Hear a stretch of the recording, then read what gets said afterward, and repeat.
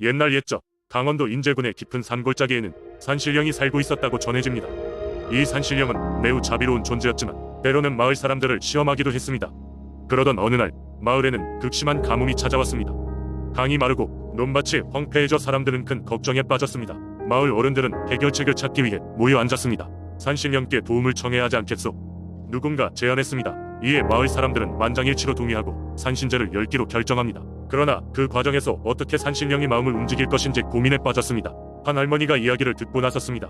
옛날에 나의 할머니께서 이와 같은 상황에서 산신령을 달래드리려 하면 가장 아끼는 물건을 바친다고 하시던 말씀이 기억납니다. 그리하여 마을 사람들은 제각기 가장 소중한 물건들을 골라내기 시작했습니다. 이들은 다양한 선물을 준비하였고 그 중에서도 특히 눈에 띄었던 것은 낡고 헤어진 붉은색 옷이었습니다. 이 옷은 마을에서 가장 가난한 남자가 가져온 것이었습니다. 그는 그 옷을 입고 나설 때마다 성공을 거두었다고 말했습니다. 하지만 지금은 가슴 아프게도 그 옷을 내어놓기로 결심한 것입니다. 드디어 산신제를 여는 날 마을 사람들은 준비한 곡물을 산 정상에 모았습니다. 제사상에 음식을 차리고 산신령에게 간절히 비는 기도를 올렸습니다. 그런데 그 밤 마을 전체에 놀라운 일이 일어났습니다. 마른 하늘에 느닷없이 폭우가 쏟아졌던 것입니다. 사람들은 놀람과 기쁨에 환호했고 모두가 산신령의 응답이라 믿었습니다.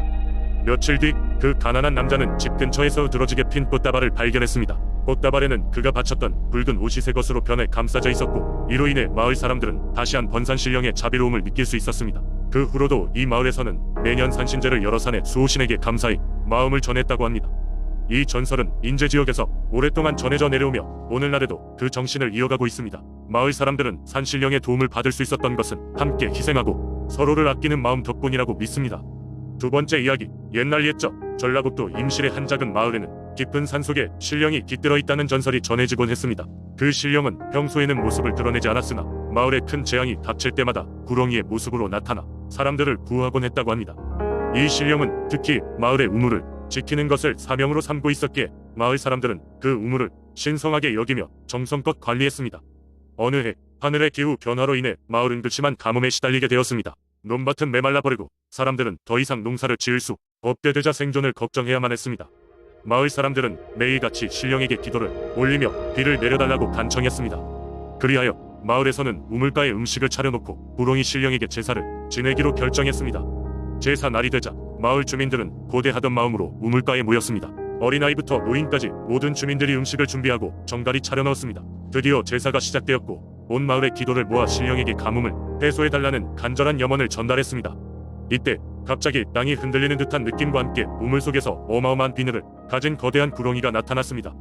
구렁이는 긴 몸을 구부리며 우물 가장자리로 올라와 사람들을 바라보았습니다. 주민들은 처음에는 놀라움과 두려움에 사로잡혔으나 이내 신령의 현신이라 믿고 두 손을 모아 경의를 표했습니다. 구렁이 신령은 천천히 우물 주위를 돌며 마을 사람들을 심판하듯 살펴보았습니다. 그리고는 어느 순간 모습을 감추더니 그날 밤부터 신기하게도 하늘에서는 비가 내리기 시작했습니다. 하루 이틀 지나면서 비는 계속해서 내렸으며 가뭄은 씻은 듯이 사라지게 되었습니다. 대지는 다시금 초록빛으로 물들었고 마을 사람들의 얼굴에도 웃음꽃이 피기 시작했습니다. 이후로도 임실의 주민들은 매년 이맘때쯤이면 구렁이 신령에게 감사히 제사를 지냈습니다. 마을의 이야기로 전해진 신령의 전설은 세대를 거쳐 내려오며 사람들에게 자연의 위대함과 그에 대한 경외심을 심어주었습니다. 그리고 오늘날에도 임실 사람들과 그 주변 지역에서는 이 구렁이 신령의 전설을 잘 기억하고 있으며 마을의 자연을 지키고자 하는 마음을 변치 않고 유지하고 있다고 합니다. 세 번째 이야기, 옛날 옛적 경상북도의 작은 마을 영주에는 눈에 보이지 않는 미묘한 힘이 흐르고 있다는 이야기가 전해져 내려왔다. 그 중심에는 수복산이라 불리는 산이 있었는데 이 산은 마을 주민들의 삶에 깊이 뿌리내려 있었다. 전설에 따르면 수복산은 마을의 수호신이 깃든 신령한 산으로 마을 사람들은 그 산을 소원을 이루어주는 산이라 믿었다. 산에는 고대부터 내려온 돌계단이 있었는데 이 계단을 끝까지 오르면 산이 수호신을 만날 수 있다고 전해졌다. 수호신을 만난 자는 진정으로 원하는 한 가지 소원을 이룰 수 있는 기회를 얻는다 하여 이곳은 수많은 사람들의 발길이 닿는 곳이 되었다. 산 아래 마을에서 가장 오래된 집의 선조의 무덤을 지키며 사는 오기라는 할머니가 있었다. 오기 할머니는 마을 사람들이 궁금해하는 산과 신화를 가장 잘 알고 있는 분이었다. 할머니는 매년 봄이 되면 마을 아이들을 모아 수복산에 얽힌 신비로운 이야기들을 들려주었다. 어느 봄날 활기찬 소년 지민 은 할머니의 이야기를 들으며 수복산에 대한 호기심을 키웠다. 지민은 아버지가 큰 병에 걸려 멀리 있는 병원에서 생활할 수밖에 없었고 그런 아버지가 하루빨리 건강해져서 집으로 돌아오기를 간절히 바랐다. 지민은 산의 계단을 오르기로 결심했다. 아버지를 위해 무엇이든 할 수 있는 마음으로 이른 아침 지민은 서둘러 집을 나섰다. 서늘한 새벽 바람을 맞으며 산길을 오르기 시작했다. 산의 돌계단은 높고 가파르기까지 했지만 지민의 열정과 결의가 점점 더 강해졌다. 수백 개의 계단을 오르는 동안 그는 가족에 대한 사랑과 용기를 되새기며 발걸음을 멈추지 않았다. 드디어 지민은 산 정상에 도달했다. 그곳에는 고요하고 웅장한 분위기가 감돌았고 그 중심에는 한 아름다운 연못이 자리 잡고 있었다. 연못은 마치 거울처럼 하늘을 비추었고 지민은 연못가에 다가가 조심스럽게 고개를 숙였다. 이윽고 연못 표면에 신비로운 모습의 수호신이 나타났다. 수호신은 지민을 바라보며 부드럽고 평온한 목소리로 말했다. 어린 지민아, 내가 이곳까지 온 이유를 알고 있다. 너의 간절한 마음이 나에게 닿았구나. 무엇을 원하느냐? 지민은 깊이 숨을 들이쉬고는 아버지의 쾌유를 진심으로 소원했다. 수호신은 미소를 지으며 고개를 끄덕였다. 너의 진실되고 착한 마음이 내 소원을 이루게 하리라. 지민의 눈에 눈물이 맺혔지만 그는 그 눈물을 닦고 집으로 돌아갈 준비를 했다. 며칠 후 지민의 아버지는 갑자기 건강을 회복하고 집으로 돌아왔다. 마을 사람들은 모두 기적이라며 환호했고 지민의 이야기는 수복산의 또 하나의 전설이 되어 마을 사람들에게 두고두고 회자되었다. 지민은 할머니에게 그동안 있었던 이야기를 들려드리며 수복산과의 소중한 인연을 마음 깊이 간직했다. 그로 인해 영주의 사람들은 수복산을 더욱 소중히 여기게 되었고 산의 신비한 힘을 믿으며 서로에 대한 사랑과 연대감을 키워갔다. 그리고 그곳에는 따뜻하고 희망 넘치는 이야기가 오랫동안 이어졌다고 한다.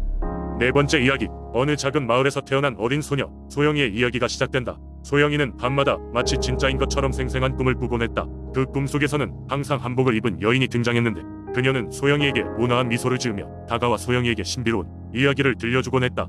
소영이는 종종 그 여인과 함께 넓은 들판을 거닐며 별이 가득한 밤하늘을 바라보았다. 이는 그녀의 삶에서 가장 행복한 순간들이었다. 하지만 깨어나면 꿈의 여우는 현실과 의거리감으로 인해 항상 소영이의 마음에 무거운 짐이 되어 돌아왔다. 그녀의 부모님은 딸이 자주 꾸는 이상한 꿈을 알고도 웃어넘겼다. 그러나 어느 날 소영이의 꿈은 평소보다 훨씬 생생하게 그녀의 마음을 사로잡아 놓았다. 꿈속의 여인이 소영이에게 자신은 하늘의 여신이며 소영이를 특별한 임무를 위해 선택했다고 이야기했다. 여신은 그녀에게 마치 진짜처럼 느껴지는 손수건을 건네며 소영이가 미래의 대무녀가 될 것이라 예언했다. 이튿날 소영이는 부모님께 자신의 꿈 이야기를 들려주었고 그들은 그제서야 딸의 이야기에 귀를 기울이기로 했다. 부모님은 마을의 지혜로운 노인에게 상담하러 갔고 그 노인은 오랫동안 전해 내려오는 민속신앙의 이야기를 들려주었다. 광주 지역에서는 오래전부터 무속인들이 대대로 활동하며 사람들의 삶에 깊게 관여해왔다. 노인은 소영이가 꾸던 꿈이 단순한 꿈이 아니며 이미 그녀에게 무속인의 운명이 다가오고 있음을 암시한다고 설명했다. 소영이의 부모님은 걱정이 되었지만 그 노인의 말을 믿고 소영에게 필요한 교육을 시작하기로 마음먹었다. 소영이는 매일 아침 일찍 일어나 마을의 사당에서 기도를 올리고 마을 사람들의 다양한 고민을 듣고 푸는 연습을 했다. 그녀는 신비로운 힘을 조심스럽게 탐구하고 점점 더 많은 사람들이 존경을 받기 시작했다. 많은 세월이 흐른 후 소영이는 결국 광주 지역에서 가장 유명한 무속인이 되었고 그녀의 이야기는 오늘날까지도 지역 사회에 전해지고 있다. 소영이가 겪었던 독특한 꿈 이야기는 광주 민속신앙의 깊은 뿌리를 상징한다.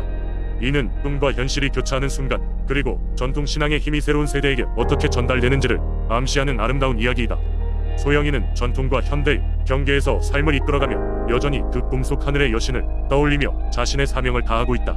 다섯 번째 이야기. 오래전 성남은 작고 한적한 농촌 마을이었다. 그곳에는 신비로운 이야기가 전해 내려오고 있었으니 바로 삼신할머니의 전설이었다. 삼신할머니는 아이들의 탄생을 돌보는 신비한 존재로 성남의 사람들은 그녀를 마음 깊이 존경하고 두려워했다. 삼신할머니는 특히 아기들의 유람 곁을 지킨다고 전해졌다. 마을의 모든 부모들은 그녀의 가호를 빌며 작은 부적과 정성스레 준비한 음식을 그녀에게 올렸다. 삼신할머니는 그들의 진심 어린 기도를 받아들여 마을의 모든 아기들이 건강하게 자라도록 도왔다고 한다. 시간이 흘러 어느 해 성남 마을에 큰 재앙이 닥쳤다. 마을 근처의 산에서 끔찍한 산불이 일어나 마을을 위협한 것이다. 사람들은 급히 피신할 수밖에 없었고 그 와중에 한 아이가 마을 한가운데에서 울고 있었다고 한다. 사람들은 모두 두려움에 차서 어쩔 줄 몰랐지만 그 순간 어디선가 신비로운 광채가 바라며 삼신할머니가 나타났다. 삼신할머니는 천천히 아이에게 다가가 그를 품에 안았고 그녀의 손짓 하나에 불길은 사그라들기 시작했다. 마을 사람들은 놀라움과 감사함에 차서 그녀에게 다시 한번 깊은 존경과 감사의 기도를 올렸다. 그녀는 사람들에게 부드러운 미소를 지으며 이 아이는 장차 마을을 지킬 큰 인물이 될 것이다라는 말을 남기고 사라졌다. 이후로 성남 마을에서는 삼신할머니에 대한 믿음은 더욱 깊어졌다. 아이가 무사히 자라날 수 있도록 그녀에게 올리는 기도는 절대 게을리하지 않았고 마을에서는 매년 그녀를 기리는 축제를 성대하게 열었다. 사람들이 축제를 통해 서로의 안녕을 기원하며 마을의 평안이 삼신할머니의 보호 아래 있다는 것을 믿어 의심치 않았다. 그렇게 삼신할머니는 성남의 수많은 세월 동안 마을 사람들의 곁에서 조용히 지켜보며 그들의 삶을 보살폈다. 오늘날 성남에서는 그녀와 관련된 이야기가 여전히 전해지고 있으며 많은 사람이 그녀의 가호를 받기 위해 매년 방문하고 있다. 이러한 삼신할머니의 전설은 지금도 성남의 문화와 정체성에 깊고 도 커다란 영향을 미치고 있다.